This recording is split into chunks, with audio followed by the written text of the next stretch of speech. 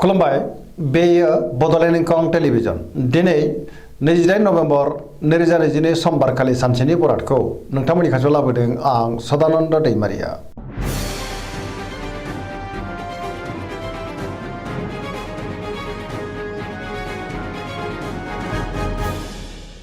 सिगां फरायनो लादों मेष राशि गिबि हांखो अ ल दिनैनि साना जोबोर मोजां सुथुरखौ दिनै गोरलैयैनो फेजेननो हागोन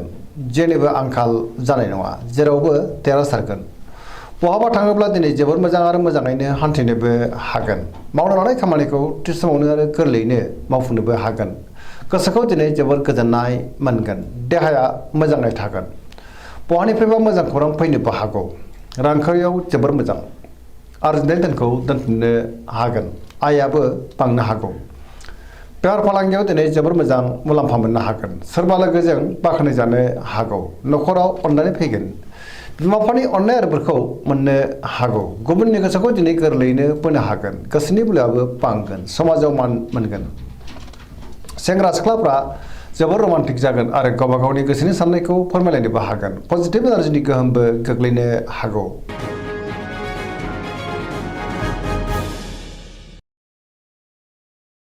वृष राशि गिबि हांखो इ उ ब दिनैनि साना जोबोर मोजां गोसोखौ दिनै जोबोर गोजोननाय मोनगोन गोसोनि बोलोआ बांगोन मावनो लानाय खामानिखौ थि समावनो आरो गोरलैयैनो मावफुंनोबो हागोन समाजाव मान मोनगोन रांखावरियाव मोजां बेफार फालांगियावबो मोजां होनजायो आयाबो बांनो हागौ न'खराव अनलायनाय फैगोन बिदा फंबायनि हेफाजाबखौ मोननो हागोन बिसि फिसायनि गेजेराव मोजां सोमोन्दो थागोन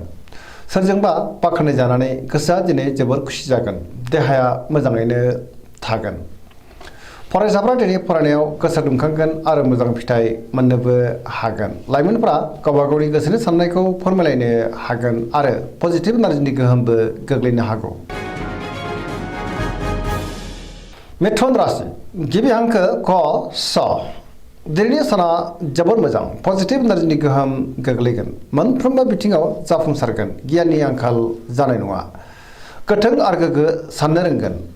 गोसोखौ दिनै जोबोर गोजोननाय मोनगोन गोसोआ जोबोर रमान्टिकबो जागोन आरो लाइमोनफ्रा गावबा गावनि गोसोनि साननायखौ फोरमायलायनोबो हागोन देहाया मोजाङैनो थागोन रांखावरियाव जोबोर मोजां बेफार फालांगियावबो जोबोर मोजां होनजायो न'खराव अननानै फैगोन समाजाव दिनै मान मोनगोन सोरबा लोगोनिफ्राय मोजां खौरां फैनोबो हागौ मावनो लानाय खामानिखौ थि समावनो आरो गोरलैयैनो मावफुंनो हागोन सोरबा लोगोनिफ्राय थोजासे अनसायनायखौ मोननो हागोन सोरजोंबा बाख्नाय जानोबो हागौ गुबुनजों मोजां सोमोन्दो लाखिनो रोंगोन सेंग्रा सिख्लाफ्रा जोबोर खुसि जागोन आरो सोरनिफ्रायबा मोजां खौरां फैनो हागौ। कर्कट राशि गिबि हांखो ड ह दिनैनि साना जोबोर मोजां गोसोखौ दिनै जोबोर गोजोननाय मोनगोन सोरबा लोगोजों बाख्नाय जानो हागौ गोसोनि साननायफ्रा जाफुंगोन गोसोआव पजिटिभ साननाय फैगोन गोथों आरो गोग्गो साननो रोंगोन गियाननि आंखाल जानाय नङा मावनो लानाय खामानिखौ थि समावनो आरो गोरलैयैनो मावफुंनोबो हागोन रांखावरियाव मोजां बेफार फालांगियावबो मोजां आयाबो बांनो हागौ न'खराव दिनै अनलायनाय फैगोन बिदा फंबायजों मोजां सोमोन्दो थागोन समाजाव मान मोनगोन देहाया मोजाङैनो थागोन अब्लाबो नाथाय जानाय लोंनायाव सांग्रां जानांगोन समाजाव बयजोंबो अनसायजागोन फरायसाफ्रा दिनै फरायनायाव गोसो दुंखांगोन आरो मोजां फिथाइ मोननोबो हागोन गुबुनजों मोजां सोमोन्दो लाखिनोबो रोंगोन।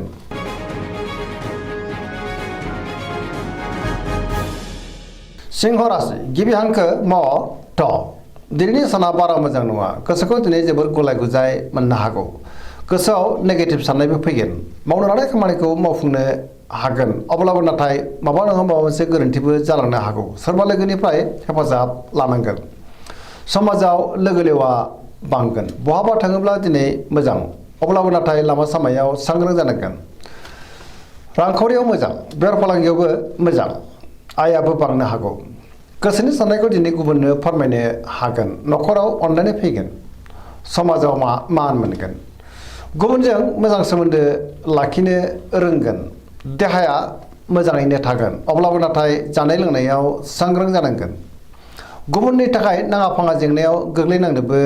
हागौ गोसोआ दिनै जोबोर आला खाला जानोबो हागौ। कन्या राशि गिबि हांखो प ट दिनैनि साना जोबोर मोजां गोसोखौ दिनै जोबोर गोजोननाय मोनगोन गोथों आरो गोग्गो साननो रोंगोन गियाननि आंखाल जानाय नङा रांखावरियाव मोजां अब्लाबो नाथाय खरसायाबो बांनो हागौ बेफार फालांगियाव मोजां होनजायो आयाबो बांगोन देहाया दिनै मोजाङैनो थागोन गोबां मुंदांखा सुबुंजों दिनै लोगो मोनज्लायनो हागौ न'खराव अनलायनाय फैगोन गोबां खामानियाव दिनै मुखुबबो थागोन सोरजोंबा बाख्नाय जानो हागौ पजिटिभ एनार्जिनि गोहोम गोग्लैगोन सेंग्रा सिख्लाफ्रा जोबोर खुसि जागोन आरो गोसोनि साननायखौ फोरमायलायनोबो हागोन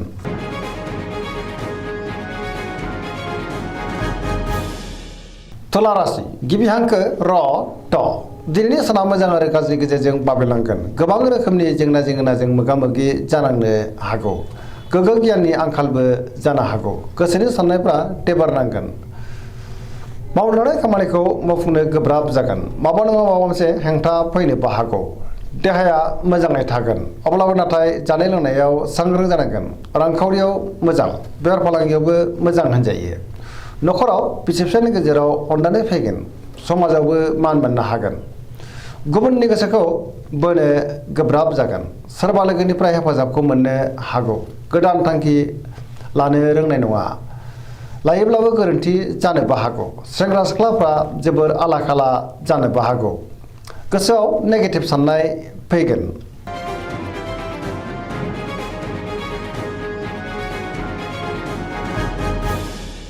वृश्चिक राशि गिबि हांखो न स दिनैनि साना जोबोर मोजां पजिटिभ एनार्जिनि गोहोम गोग्लैनो हागौ समाजाव लोगो लेवा बांगोन सोरबा गोजाम लोगोजों बहाबा लोगो मोनज्लायनो हागौ गोसोआव गोग्गो आरो गोथों साननाय फैगोन मावलांनाय खामानिखौ थि समावनो आरो गोरलैयैनो मावफुंनोबो हागोन गुबुननिफ्राय थोजासे हेफाजाबबो मोननो हागौ गोसोनि साननायफ्रा मोगथाङाव जाफुंगोन गोसोनि बोलोआबो बांगोन न'खराव अनलायनाय फैगोन बिदा फंबायनिफ्राय थोजासे हेफाजाब मोननो हागौ रांखावरियाव मोजां अब्लाबो नाथाय खरसायाबो बांनो हागौ बेफार फालांगियाव दिनै जोबोर मोजां मुलाम्फा मोनगोन देहाया मोजाङैनो थागोन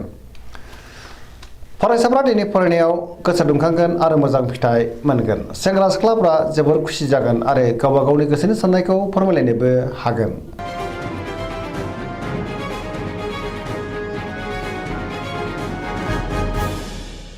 धनु राशि गिबि हांखो ध फ भ दिनैनि साना जोबोर मोजां गोसोआव बोलो बांगोन मावलांनाय खामानिखौ थि समावनो आरो गोरलैयैनो मावफुंनोबो हागोन माबा नङा माबा मोनसे मोजां खौरां फैनोबो हागौ गोसोनि साननायफ्रा जाफुंगोन सिगांनि बबेबा आद्रा खामानिखौ दिनै मावफुंनो हागोन रांखावरियाव मोजां बेफार फालांगियावबो मोजां होनजायो आयाबो बांनो हागौ समाजाव मान मोनगोन बहाबा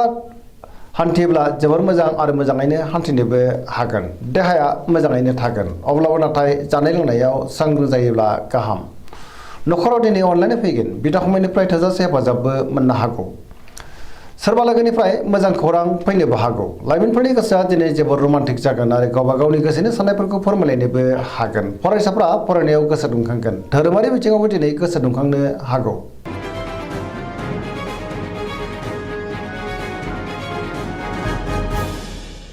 मकर राशि गिबि हांखो ख ज दिनैनि साना जोबोर मोजां गोसोनि साननाया जाफुंनो हागौ मावनो लानाय खामानिखौ थि समावनो आरो गोरलैयैनो मावफुंनो हागोन रांखावरियाव दिनै जोबोर मोजां अब्लाबो नाथाय खरसायाबो बांनो हागौ बेफार फालांगियाव जोबोर मोजां मुलाम्फा मोननो हागोन गुबुनजों मोजां सोमोन्दो लाखिनोबो रोंगोन मोनफ्रोमबो खामानिखौ दिनै मोजाङैनो मावफुंलांनो हागोन सिगांनि बबेबा आद्रा खामानियाबो दिनै मावफुंजानो हागौ गोदान खामानियाव आखाइ होजेननोबो हागोन न'खराव अननानै फैगोन बिदा फंबायजों मोजां सोमोन्दो थागोन आरो गुबुननिफ्राय थोजासे हेफाजाब मोनगोन सेंग्रा सिख्लाफ्रा गावबा गावनि गोसोनि साननायखौ फोरमायलायनो हागोन आरो गोसोआ दिनै जोबोर रमान्टिक जानोबो हागौ फरायसाफ्रा दिनै फरायनायाव गोसो दुंखांगोन आरो मोजां फिथाइ मोननोबो हागोन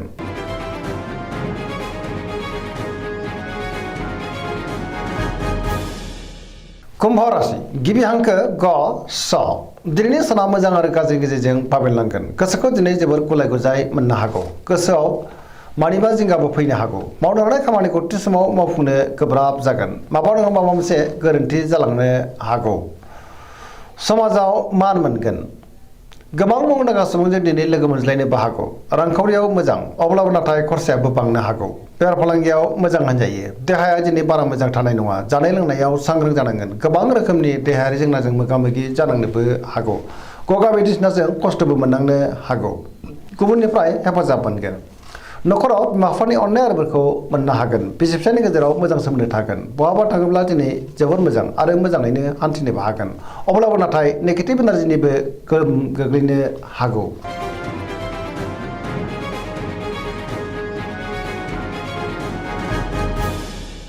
मीन राशि गिबि हांखो ड स। दिनैनि साना जोबोर मोजां। गुबुननि थाखाय गोबां मोजां खामानि मावनानै होनोबो हागोन। गोसोआव दिनै पजिटिभ साननाय फैगोन। गोथों आरो गोग्गो साननो रोंगोन। गियाननि आंखाल जानाय नङा। गोसोनि बोलोआ बांगोन। गावनि गोसोनि साननायखौ दिनै गुबुननो फोरमायनोबो हागोन। गुबुननि थाखाय गोबां मोजां खामानि मावनानै होनो हागोन। देहाया मोजाङै थागोन। रांखावरियाव मोजां। बेफार फालांगियावबो मोजां होनजायो। सोरजोंबा बाख्नाय जानो हागौ। सेंग्रा सिख्लाफोरा जोबोर खुसि जागोन आरो गावबा गावनि गोसोनि साननायखौ फोरमायलायनोबो हागोन।